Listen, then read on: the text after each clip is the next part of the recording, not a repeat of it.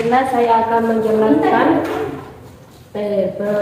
perjuangan tokoh nasional dan daerah dalam mempertahankan keutuhan negara dan bangsa Indonesia. Menurut Kamus Besar Bahasa Indonesia, pahlawan adalah orang yang menonjol karena keberanian atau pengorbanan dalam membela kebenaran atau pejuang yang gagah berani. Berikut beberapa pahlawan nasional yang memiliki jasa dalam mewujudkan integrasi bangsa Indonesia. Yang pertama, Pram Kasipo adalah salah seorang tokoh yang mempopulerkan lagu Indonesia Raya di Papua menjelang Indonesia merdeka. Pram Kasipo juga berperan di pendirian Partai Indonesia Merdeka pada tanggal 10 Mei 1946. Silas Papare. Sebulan setelah Indonesia merdeka, Silas Papare membentuk Komite Indonesia Merdeka pada bulan September 1945.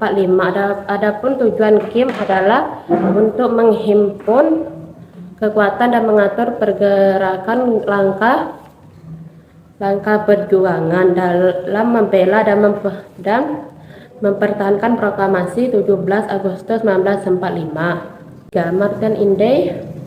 Martin Inday adalah seorang anggota polisi Hindia Belanda. Jepang tersebut tidak melunturkan sikap nasionalisnya. Keindonesiaan yang dimiliki justru semakin tumbuh tak kalah berinteraksi dengan tahanan politik Indonesia yang dibuang Belanda ke Papua. Saya akan menjelaskan tentang Sri Sultan Hamengkubuwono IX.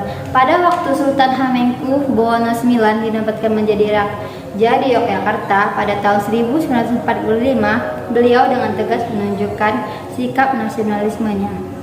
Sikap tersebut diperlakukan ketika tidak sampai 3 minggu setelah pembacaan teks proklamasi kemerdekaan Indonesia pada tanggal 17 Agustus 1945. Sultan Hamengkubuwono IX menyatakan kerajaan Yogyakarta adalah bagian dari negara Republik Indonesia. Saya akan menjelaskan materi tentang Sultan Syarif Qasim yang kedua. Sultan Syarif Qasim kedua dikenal sebagai Sultan yang kaya. Dia telah membantu kemerdekaan Indonesia yaitu dengan menyumbangkan 13 juta gulden. Pada waktu berusia 21 tahun, Sultan Syarif dinobatkan menjadi Raja Siak Indapura pada tahun 1915. Sultan Syarif Qasim II berpendapat bahwa kerajaan Siak berkedudukan sejajar dengan Belanda. Berbagai kebijakan yang dilakukannya sering bertentangan dengan keinginan Belanda. Segera mengirim surat kepada Sultan Siak atau Sultan Syarif II menyatakan kesetiaan dan dukungannya terhadap pemerintah Republik Indonesia. Kesultanan Siak pada masa itu dikenal sebagai Kesultanan yang kaya. Ismail Marzuki. Lagu-lagu yang diciptakan oleh Ismail Marzuki sangat diwarnai oleh semangat kecintaan terhadap tanah air. Pada waktu RRI atau Radio Republik Indonesia Belanda pada tahun 1947, Ismail Marzuki yang sebelumnya aktif dalam radio tersebut memutuskan keluar karena tidak mau bekerjasama dengan Belanda.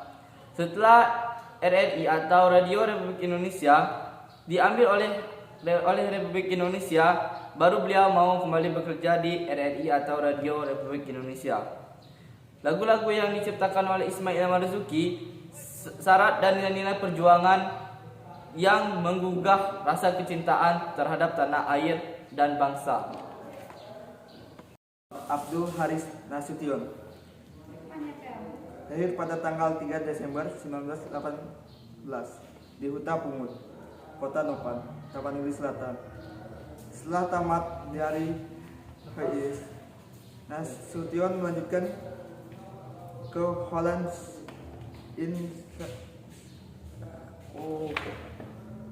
Salju membentuk cabang PSII, Partai Syariat Islam Indonesia, di Palopo. Pada tanggal 14 Januari 1930, PSII resmi dibentuk melalui suatu rapat akbar yang bertempat di Pasar Lama, Palopo. Pada masa pendudukan Jepang, Opung Daeng di Salju tidak banyak melakukan kegiatan di PSII. Hal tersebut disebabkan oleh adanya larangan dari pemerintahan Jepang terhadap kegiatan politik organisasi pergerakan kebangsaan, termasuk di dalamnya PSII.